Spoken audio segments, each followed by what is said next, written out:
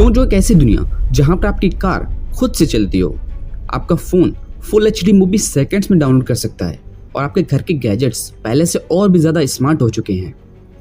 किसी sci-fi movie जैसा लगता है ना? यही प्रॉमिस है 5G टेक्नोलॉजी का। 5G यानी 5th generation mobile network technology. इस समय 5G नेटवर्क सबसे ज़्यादा चर्चा का विषय बना हुआ है, क्योंकि 5G के आने से मोबाइल नेटवर्क की दुनिया में एक रेवोल्यूशन सा आया है, जिसके चलते हर कोई 5G नेटवर्क का यूज़ करना चाहता है और उसके बेनिफिट्स उठाना चाहता है। लेकिन सवाल उठता है कि क्या 5G के आने से हमें फ़ायदा ही होगा या फिर हमें बहुत ही बड़े लेवल पर इसके कॉन्सिक्वेंसेस भी झेलने पड़ेंगे। कहीं ऐसा तो नहीं कि 5G नेटवर्क के फ़ायदों से कहीं गुना ज़्यादा उसके नुकसान हो। So hello friends, welcome to our channel beyond the thought. और आज हम बात करेंगे कि 5G नेटवर्क के एडवांटेज के साथ साथ उसके डिसएडवांटेज क्या क्या हैं और क्या हमें सच में 5G को यूज़ करना चाहिए, क्योंकि काफ़ी स्टडीज इसके खतरों के बारे में बात करती हैं और यहाँ तक कि काफ़ी लोग ये भी दावा कर रहे हैं कि 5G नेटवर्क से कैंसर भी हो सकता है। I've heard stories where people have gotten sick or nosebleeds or headaches or possibility of cancer that could happen due to these frequencies. So if you could look into this a little bit further, that would be great. तो क्या ये सच में इतना खतरनाक है या ये सब मिथ्स हैं? तो चलिए शुरू करते हैं और 5G नेटवर्क की सच्चाई जानते हैं। सबसे पहले जानते हैं कि 5G का होड़ स्टार्ट कहाँ से हुई। पिछले कुछ दशकों में मोबाइल टेक्नोलॉजी ने एक एक्स्ट्रा ऑर्डिनरी रिवोल्यूशन देखा है। शुरुआत हुई 1G यानी फर्स्ट जनरेशन मोबाइल टेक्नोलॉजी से। 1980 में आई 1G ने दुनिया को पहला वायरलेस कम्युनिकेशन का एक्सपीरियंस दिया। ये एनालॉग टेक्नोलॉजी थी जिसमें क्वालिटी और कवरेज लिमिटेड था और कॉल ड्रॉप होना काफ़ी कॉमन था। कॉल्स का क्वालिटी भी इतना अच्छा नहीं था और बहुत ही महंगा भी पड़ता था। फिर आई 1990 में 2G टेक्नोलॉजी, जो पहली डिजिटल मोबाइल कम्युनिकेशन टेक्नोलॉजी थी। डिजिटल सिग्नल्स के साथ 2G ने बेटर क्वालिटी कॉल्स और इम्प्रूव्ड सिक्योरिटी भी प्रोवाइड की। SMS और MMS को भी पहली बार 2G ने ही इंट्रोड्यूस किया। आप टेक्स्ट मैसेज और मल्टीमीडिया मैसेज भेज सकते थे, जो पहले पॉसिबल नहीं था। फिर 2000 के दौरान 3G ने मोबाइल कम्युनिकेशन को एक नई दिशा दी। 3G के आने से मोबाइल इंटरनेट का ज़माना शुरू हुआ। पहले जहां इंटरनेट सिर्फ कंप्यूटर तक सीमित था, लेकिन अब आप अपने फ़ोन से वेब ब्राउजिंग, ईमेल चेकिंग और हत्ता कि वीडियो कॉलिंग भी कर सकते थे। 3G ने डाटा ट्रांसफ़र की स्पीड को बहुत ही ज़्यादा इन्हेंस कर दिया, जो मल्टीमीडिया सर्विसेज और वीडियो स्ट्रीमिंग के लिए आइडियल था। ये टेक्नोलॉजी ने मोबाइल फ़ोन्स को एक तरह के मिनी कंप्यूटर में बदल दिया। उसके बाद आई 2010 में 4G टेक्नोलॉजी, जो मोबाइल इंटरनेट स्पीड को एक नई ऊंचाई पर ले गई। 4G ने हमें हाई स्पीड इंटरनेट प्रोवाइड किया, जिसमें हमें HD video streaming, online gaming और रियल टाइम कम्युनिकेशन में बहुत ही हेल्प मिली। 4G ने मोबाइल ऐप इकोसिस्टम को बूस्ट किया और सोशल मीडिया प्लेटफॉर्म्स की ग्रोथ को एक्सेलरेट कर दिया। आप दुनिया के किसी भी कोने से सीमलेसली कांटेक्ट कर सकते थे। वीडियो कॉल की क्वालिटी भी काफ़ी इंप्रूव हो गई थी और इसके अलावा 4G ने डिजिटल इकोनॉमी को प्रमोट किया और ऑनलाइन शॉपिंग और डिजिटल पेमेंट्स को भी आसान बनाया। और अब हमें 5G के दौर में, जो कि वायरलेस टेक्नोलॉजी का लेटेस्ट और सबसे एडवांस वर्जन है। 5G सिर्फ एक नई जनरेशन की वायरलेस टेक्नोलॉजी नहीं, बल्कि एक रेवोल्यूशन है जो हमारे जीवन को कई तरह से बदल रहा है। सबसे पहला और सबसे बड़ा फ़ायदा है इसकी अल्ट्रा हाई स्पीड। 5G के साथ आपको गीगाबाइट पर सेकेंड की स्पीड मिलती है, जो 4G से 100 टाइम्स ज़्यादा है। इसका मतलब है कि आप एक HD मूवी कुछ सेकंड्स में डाउनलोड कर सकते हैं।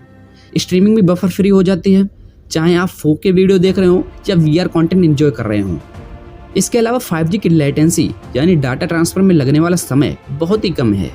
लेटेंसी को मिली सेकेंड्स में मेजर किया जाता है और 5G के साथ ये ऑलमोस्ट रियल होता है। इससे गेमिंग, ऑगमेंटेड रियलिटी यानी AR और वर्चुअल रियलिटी यानी VR के एक्सपीरियंसेस काफ़ी इन्हेंस हो जाते हैं। इसके अलावा रियल टाइम एप्लीकेशंस जैसे रिमोट सर्जरीज और ऑटोनोमस व्हीकल्स के लिए भी ये आइडियल है। और इससे IoT डिवाइसेस यानी इंटरनेट ऑफ थिंग्स डिवाइसेस जैसे स्मार्ट होम्स, स्मार्ट सिटीज़ और इंडस्ट्रियल IoT सिस्टम्स का फ्यूचर भी पॉसिबल हो रहा है। अब हमने ये तो जान लिया कि 5G के बहुत सारे बेनिफिट्स हैं और फ्यूचर में हमारे कितने काम आने वाला है। बट अब हम अपने मेन टॉपिक पर आते हैं कि क्या 5G के डिसएडवांटेज भी हैं? क्या 5G सच में हमारे लिए खतरनाक है? इन शॉर्ट कहूँ तो हाँ, 5G सच में हमारे लिए और हमारे इन्वायरमेंट के लिए काफ़ी हार्मफुल है। देखिए, 5G में हाई फ्रिक्वेंसी वेव्स का यूज़ किया जाता है, जो कि बहुत ही पावरफुल होती है और इसकी वेवलेंथ बहुत ही कम होती है। इसका मतलब है कि अगर 5G को हर जगह पहुंचाना है तो और भी ज़्यादा टावर्स लगाने पड़ेंगे। इस समय 5G को बहुत ही ज़्यादा प्रमोट किया जा रहा है, इसलिए 5G के टावर्स हर जगह लगाए जा रहे हैं। अगर घने क्षेत्रों की बात करूं तो सेलफोन टावर्स 2 से 3 मील की दूरी पर लगाए जाते थे, और अगर ज़्यादा घनी आबादी का क्षेत्र ना हो तो ये दूरी और भी ज़्यादा बढ़ सकती है। लेकिन 5G नेटवर्क जिसकी फ्रिक्वेंसी हाई और वेवलेंथ कम है, तो इसको ट्रांसमिट करने के लिए लगभग हर 750 फीट पर इसके एंटीना होने चाहिए। इसलिए टेलीकम्युनिकेशन कंपनीज को जहाँ पर भी जगह मिल रही है वो वहाँ पर अपने एंटीनाज लगा रहे हैं, फिर चाहे वो कोई अपार्टमेंट हो या फिर कोई स्कूल। और ये एंटीनाज हर वक्त माइक्रोवेव इमिट करते रहते हैं, जो कि हमारे लिए एक डेंजर साबित हो सकता है। 5G नेटवर्क से होने वाले हार्मफुल साइड इफेक्ट्स के बारे में अभी भी रिसर्च एंड टेस्टिंग चल रही है, और काफ़ी स्टडीज़ के नज़दीक 5G नेटवर्क हमें कई तरह से नुकसान दे सकता है। पहले बात करते हैं कि इसका हमारे ऊपर यानी ह्यूमन बॉडी के ऊपर क्या इफेक्ट पड़ेंगे। 5G के बढ़ते टॉवर्स की वजह से हम हर जगह इसके रेडिएशन से घिरे हुए हैं, जिसका मतलब है कि हमारी बॉडी हर एक सेकंड में रेडियो फ्रिक्वेंसी रेडिएशन का सामना करती है।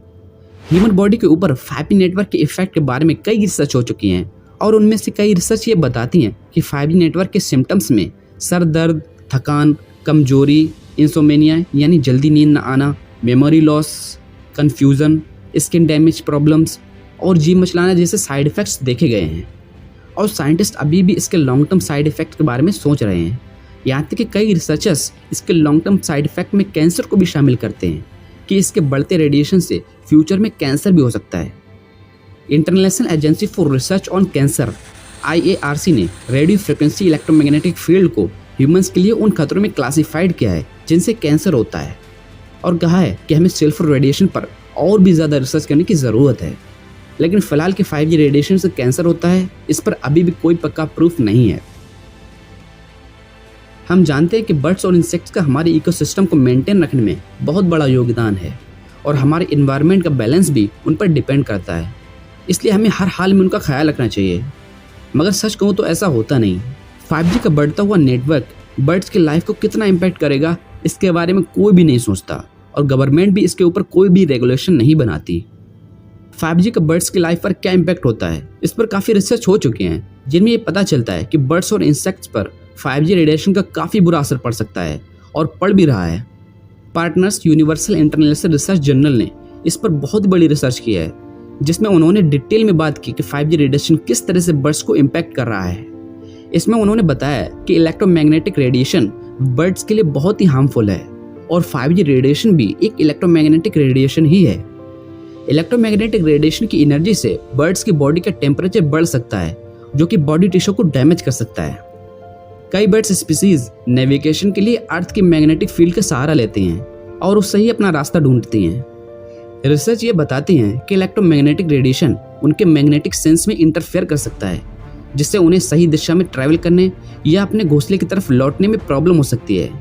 इसके अलावा इलेक्ट्रोमैग्नेटिक रेडिएशन के एक्सपोजर से बर्ड्स में कई तरह के साइकोलॉजिकल इफेक्ट भी देखे गए हैं। उनकी रिप्रोडक्शन की क्षमता और उनका इम्यून सिस्टम भी कमज़ोर हो रहा है।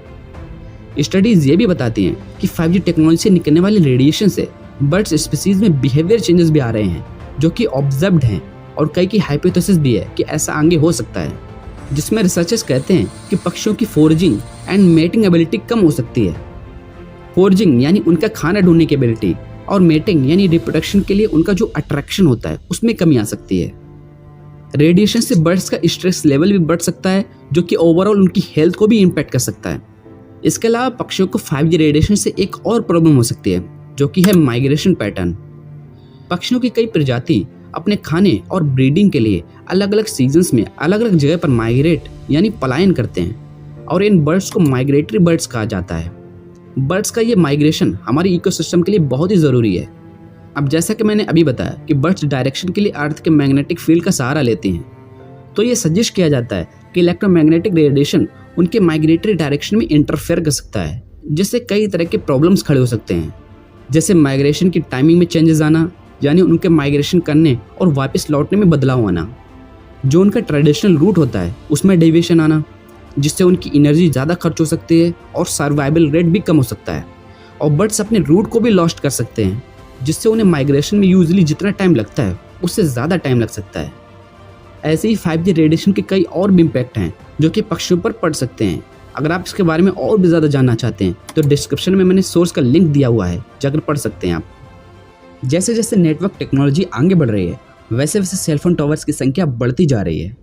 रिपोर्ट्स के मुताबिक सेलफोन टावर्स की संख्या वर्ल्ड वाइड 4 मिलियन के करीब है, जिसमें से 7,80,000 सेलफोन्स सिर्फ और सिर्फ इंडिया में ही हैं। सेलफोन टावर्स की संख्या के मामले में इंडिया दूसरे नंबर पर आता है। पहले पर चाइना है जिसके पास 2 मिलियन से भी ज़्यादा टावर्स हैं। 5G के आने से ये क्वांटिटी बढ़ती जा रही है और इसके साथ उसके खतरे भी। इन्वायरमेंटल रिसर्च के एक बायोलॉजिस्ट अल्फोंसो बालमोरी ने 2022 में सेलफोन टावर्स से होने वाले हार्मफुल साइड इफेक्ट पर एक रिव्यू किया था। इस रिव्यू में ग्लोबली 38 स्टडीज शामिल थी। जब इसका रिजल्ट सामने आया तो मोस्ट ऑफ द स्टडीज ने यही दावा किया कि सेलफोन टावर से निकलने वाला रेडिएशन सच में हमारी हेल्थ पर सीरियस साइड इफेक्ट डालता है। इसके बारे में इंडियन गवर्नमेंट को सोचना चाहिए और इस पर और रिसर्च और टेस्टिंग करने पर जोर देना चाहिए। रसिया, चाइना और स्विट्जरलैंड जैसे देशों ने international commission on non ionising radiation protection के तहत सख्त प्रिकॉशनरी स्टैंडर्ड्स बना रखे हैं ताकि इसके पोटेंशियली रिस्क से बचा जा सके, जो कि मुझे लगता है कि बहुत ही अच्छा है और इंडिया को भी ऐसा करना चाहिए। इसके अलावा 5G से एक और रिस्क सामने आ सकता है, जो कि है साइबर सिक्योरिटी रिस्क। 5G के आ जाने से साइबर सिक्योरिटी रिस्क और डाटा ब्रीच का खतरा भी बढ़ सकता है। हाई स्पीड कनेक्टिविटी और लो लेटेंसी के बेनिफिट्स के साथ हर डिवाइस इंटरनेट से कनेक्टेड हो रहा है। घर के गैजेट्स से लेकर health care equipment, IoT devices तक हर चीज़ इंटरनेट से कनेक्ट हो रही है, जिससे साइबर सिक्योरिटी का रिस्क काफ़ी बढ़ गया है। हर कनेक्टेड डिवाइस हैकर्स के लिए एक एंट्री पॉइंट हो सकता है। जितने ज़्यादा डिवाइस कनेक्टेड होंगे उतना ही रिस्क बढ़ेगा, क्योंकि हर एक डिवाइस में हमारा बहुत ही ज़्यादा डाटा मौजूद होता है और हैकर्स इसका मिसयूज़ करके हमारा पर्सनल डाटा स्टील कर सकते हैं और इवन डिवाइस को रिमोटली कंट्रोल भी कर सकते हैं। इन डिवाइसेस का सिक्योर होना बहुत ज़रूरी है, वरना हमें इसका काफ़ी भारी नुकसान उठाना पड़ सकता है। गवर्नमेंट को टेलीकम्युनिकेशन कंपनीज और साइबर सिक्योरिटी एक्सपर्ट्स से मिलकर एडवांस सिक्योरिटी मेजर्स इंप्लीमेंट करने चाहिए ताकि 5G नेटवर्क को और ज़्यादा सिक्योर किया जा सके।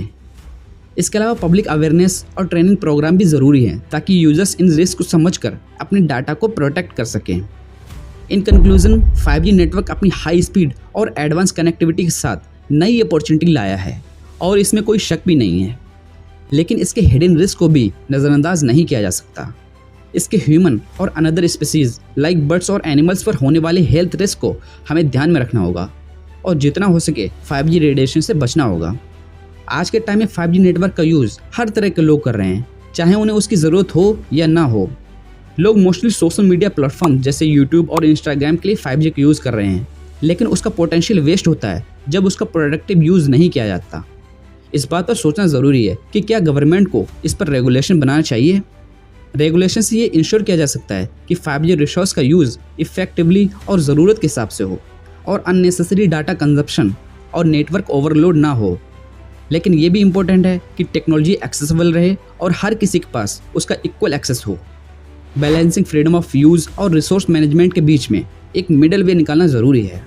बाकी आप लोग बताइए कि 5G पर गवर्नमेंट को रेगुलेशन नहीं बनाना चाहिए और क्या हम सभी को 5G की ज़रूरत है या हमें 4G पर ही रहना चाहिए। आपकी जो भी राय है हमें ज़रूर बताइए। बाकी मिलता हूँ एक नई इंटरेस्टिंग वीडियो में, तब तक के लिए गुड बाय।